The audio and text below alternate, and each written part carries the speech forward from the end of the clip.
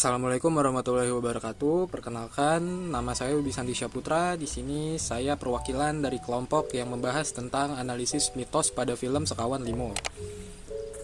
Jadi di sini saya akan membahas tentang apa itu film. Jadi menurut Hiawan Pratista pada tahun 2008, film adalah media audiovisual yang menggabungkan antara kedua unsur. Yang pertama ada unsur naratif dan yang kedua ada unsur sinematik. Jadi unsur naratif sendiri ini merupakan berhubungan tentang tema, sedangkan unsur sinematik ini berhubungan dengan alur atau jalan cerita yang beruntun dari awal hingga akhir. Lanjut, untuk jenis-jenis film sendiri terbagi menjadi 4. Yang pertama tuh ada film dokumenter, yang kedua ada film animasi, yang ketiga ada film fiksi, yang keempat, yang terakhir ada film eksperimental. Oke, lanjut pada genre film. Jadi genre film di sini kebagi menjadi 9. Yang pertama tuh ada tentang action, yang kedua drama, yang ketiga musikal, yang keempat thriller, yang kelima horor, yang keenam romance, yang ketujuh history, yang kedelapan komedi, dan yang terakhir yang kesembilan CV. Lanjut pada fungsi film. Jadi fungsi film sendiri di sini tuh kebagi menjadi 3 bagian. Yang pertama tentang fungsi informatif, yang kedua fungsi edukatif, yang ketiga fungsi persuasif.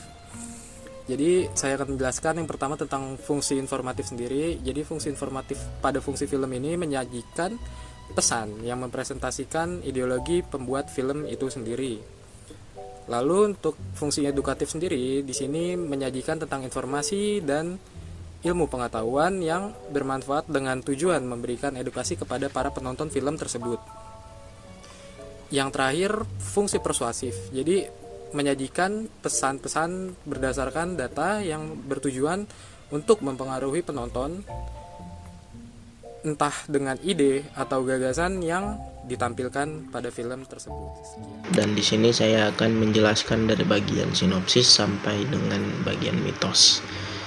Yang pertama di sini saya akan menjelaskan sinopsis terlebih dahulu dari film yang berjudul Sekawan Limo yang disutradarai oleh Bayuska yang dirilis pada tahun 4 Juli 2024. Ya, dan film ini yaitu bergenre horor komedi.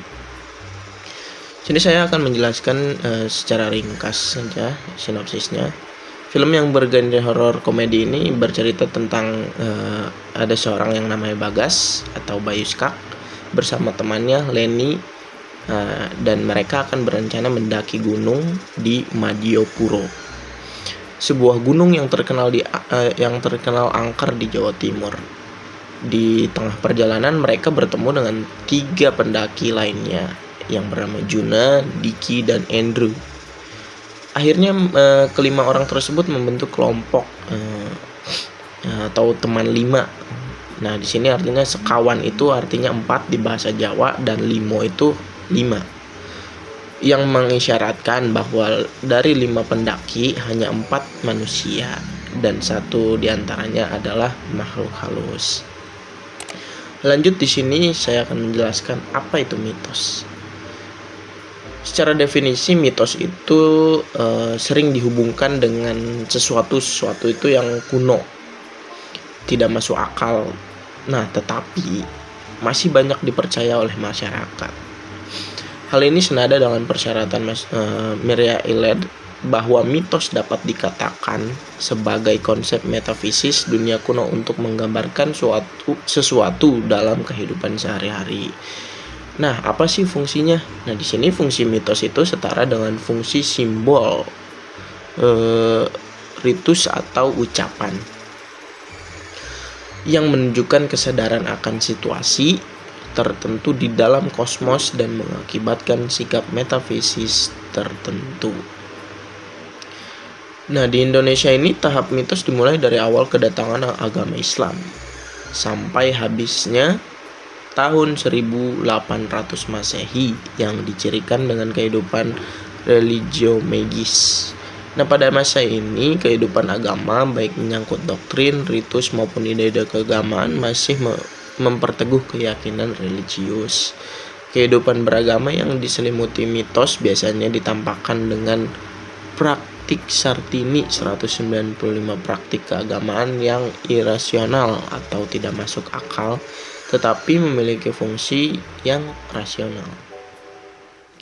Selanjutnya kita akan masuk ke mitos dalam semiotika Roland Barthes. Roland Barthes sendiri merupakan tokoh dalam semiotika yang teorinya banyak sekali digunakan. Semiotika Roland Barthes sebenarnya pengembangan dari semiotika de Saussure. Saussure memperkenalkan pembacaan tanda melalui dua tahapan atau dikotomi, yaitu penanda dan petanda. Kemudian Roland Barthes mengembangkan model pembacaan Saussure ini menjadi lebih dinamis, di mana dia memperkenalkan sistem signifikasi tanda tahap pertama dan signifikasi tanda tahap kedua. Pemaknaan tanda lapis pertama ini menghasilkan denotasi, kemudian pemaknaan tanda lapis kedua menghasilkan konotasi. Kemudian, konotasi yang dipercaya secara mantap oleh masyarakat luas akan berpotensi membentuk mitos. Mitos sendiri menurut Roland Barthes adalah cara berpikir suatu kebudayaan tentang sesuatu. Cara untuk mengkonseptualisasikan atau memahami sesuatu. Selanjutnya kita akan masuk ke tahap pembentukan mitos. Untuk memahami tahap pembentukan mitos, kita harus terlebih dahulu melihat model semiotika Roland Barthes yang menghasilkan denotasi dan konotasi. Seperti yang bisa kita semua lihat, ada sebuah bagan tentang denotasi dan konotasi. Dalam semiotika Roland Barthes, penanda menggunakan simbol E atau ekspresi, kemudian petanda menggunakan simbol C atau contenu, yaitu merupakan bahasa Prancis untuk isi, dan hubungan antara keduanya menggunakan simbol R. Nah, kita lihat pada bagian 1 yang menghasilkan denotasi. Penandanya adalah bunga mawar, kemudian petandanya atau denotasinya adalah setangkai bunga berwarna merah. Kemudian pada bagian yang konotasi dengan penanda yang sama yaitu bunga mawar, didapati pemaknaan yaitu bunga mawar itu sebagai cinta, kasih sayang, atau perasaan yang menggebu. Kemudian mitos lahir dari konotasi yang dipercayai secara mantap, di mana ketika bunga mawar dipercaya sebagai simbol cinta, kasih sayang, atau perasaan, maka muncullah mitos di mana memberikan setangkai bunga mawar kepada seseorang merupakan deklarasi dari perasaan cinta atau kasih kepada orang tersebut. Selanjutnya, analisis mitos dalam film Sekawan Limo.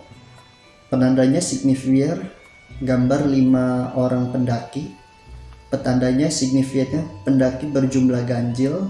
Detonasinya pendaki berjumlah ganjil, konotasinya mengundang bahaya supernatural, mitosnya pendaki gunung harus berjumlah genap agar tidak mengundang makhluk halus.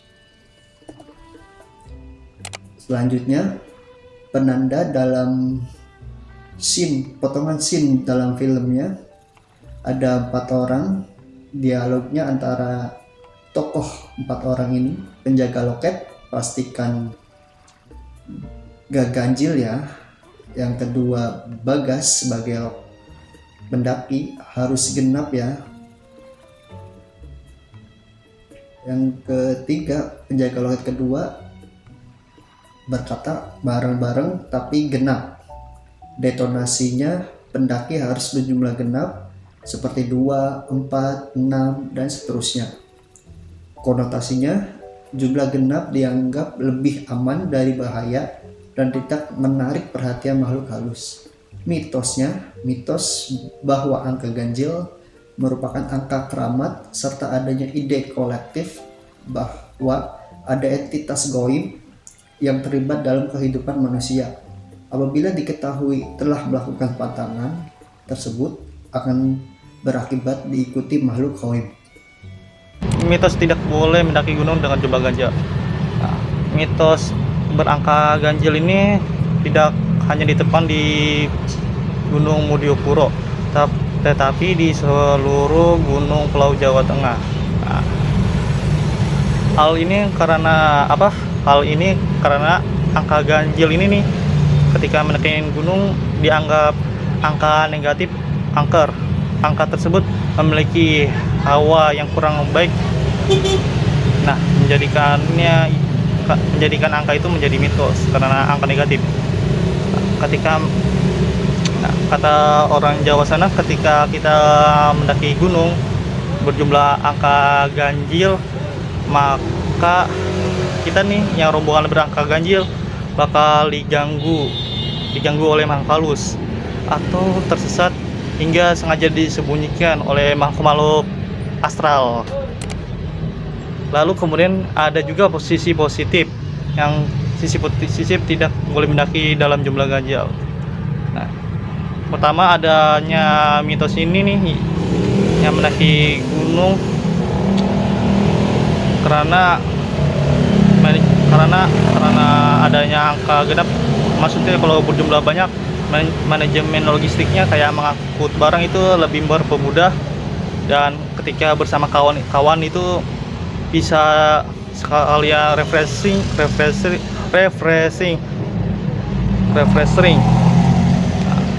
Lalu juga bisa dinikmati lebih mudah. Kemudian yang mitos ini kenapa harus juga memiliki fungsi lain, seperti ketika kita seperti fungsi keselamatan. Karena jika kita membanjir sendirian atau solo hiking, maka ketika ada gangguan maka akan kesusahan dan tidak adanya bantuan dari pertolongan tersebut, karena kita memanjat gunung itu sendiri tanpa teman-teman kita. Penafsiran masyarakat tentang mitos pendakian ganjil. 1. Menghindari makhluk halus. Ini adalah penafsiran yang paling populer. Dipercaya bahwa jika jumlah pendaki genap, ada kemungkinan satu sol kosong yang bisa diisi oleh makhluk tak kasat mata atau roh penunggu gunung. Dengan jumlah ganjil, semua slot terisi oleh manusia sehingga makhluk halus tidak bisa ikut campur. Kedua, pengambilan keputusan. Beberapa orang berpendapat bahwa jumlah ganjil mempermudah pengambilan keputusan dalam kelompok karena tidak ada suara yang sama kuatnya, misalnya 2 lawan 2. Selalu ada satu suara penentu. Namun, argumen ini jarang menjadi inti dari mitos pendakian ganjil. Yang ketiga, tradisi dan budaya. Mitos ini juga merupakan bagian dari kekayaan budaya dan tradisi lisan yang diwariskan secara turun-temurun. Menghormati kepercayaan lokal seringkali menjadi bagian dari etika pendakian. Kesimpulannya, film Sekawan Limo memperlihatkan bagaimana mitos lokal digunakan untuk membangun ketegangan dan atmosfer mistis dalam cerita. Mitos seperti jumlah ganjil menjadi simbol yang memperkuat pesan film. Analisis ini menunjukkan bahwa mitos bukan hanya tahayul, tetapi juga memiliki peran penting dalam budaya dan cerita rakyat. Sebagai film horor, Sekawan Limo menggabungkan hiburan dengan nilai budaya dan menjadi media untuk merefleksikan kepercayaan lokal serta menghargai tradisi di tengah kehidupan modern. Sekian presentasi dari kelompok kami, terima kasih.